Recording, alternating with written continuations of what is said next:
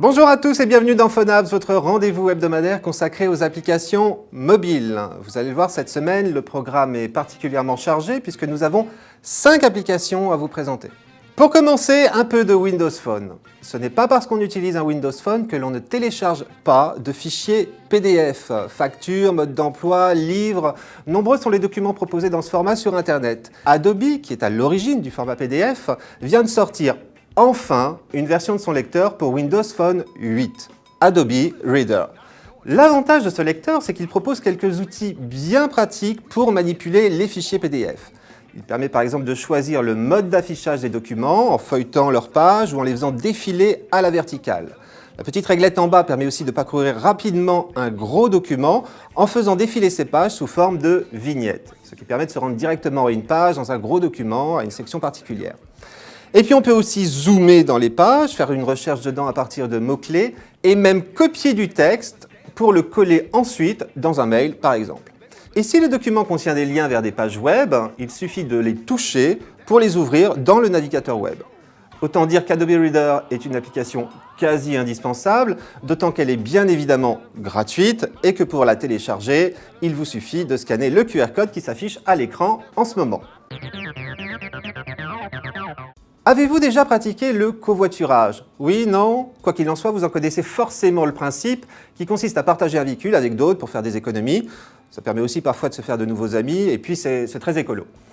Eh bien, après le covoiturage, voici maintenant le cojetage. Autrement dit, au lieu de partager une voiture, vous allez pouvoir, grâce à votre smartphone, partager un jet privé qui peut recevoir jusqu'à 4 personnes maximum.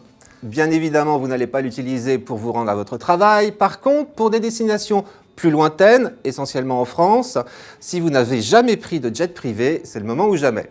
Pour en profiter, il vous suffit de créer un compte sur l'application ou sur le site cojetage.fr, puis de consulter la liste des vols disponibles. Chaque vol affiche son tarif et le nombre de places disponibles. Vous sélectionnez ensuite celui qui vous intéresse, le nombre de places et vous validez votre réservation en payant avec votre carte bancaire. Le tour est joué. Comptez 200 € environ pour un Paris-Lyon, avec le champagne offert si vous réservez les 4 places du jet. Il ne vous restera plus alors qu'à vous rendre à l'aéroport indiqué au moins 20 minutes avant le décollage. Et nous vous souhaitons bon vol. L'application Cojetage est gratuite sur iPhone comme sur smartphone Android. Une application citoyenne maintenant.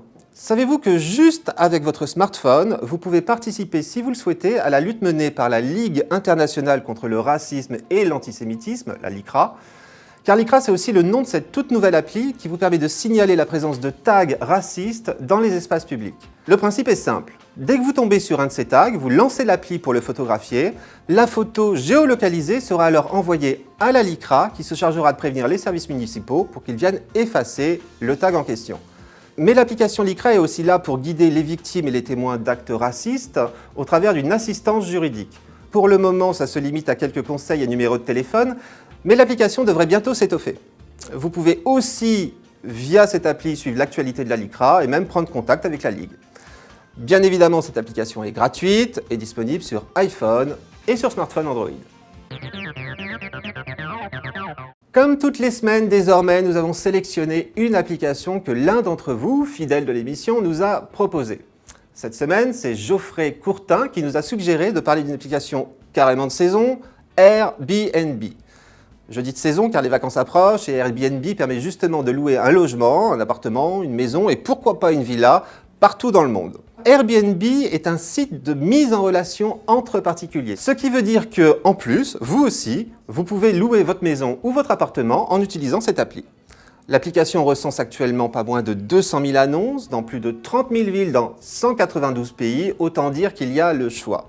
Pour les voir, il suffit de parcourir les locations les plus populaires ou bien de passer par les nombreuses rubriques thématiques, cabane à arbres, cavernes, séjour espiègle ou encore île privée, mais oui, ou encore de faire une recherche par destination.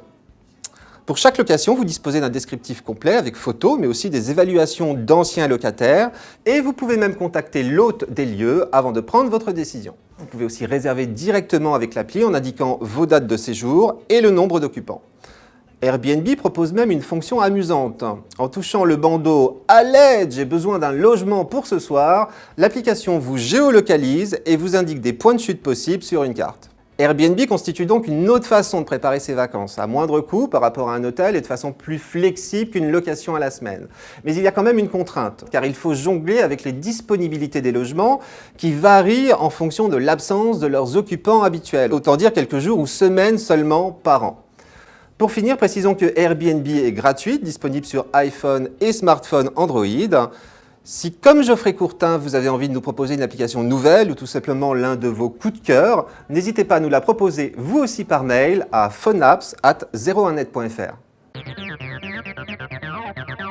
Une petite dernière appli pour la route, puisque nous parlons de vacances, finissons donc avec Instacards d'AvantQuest. Cette application vous permet en fait d'envoyer des cartes postales à partir des photos stockées sur votre smartphone.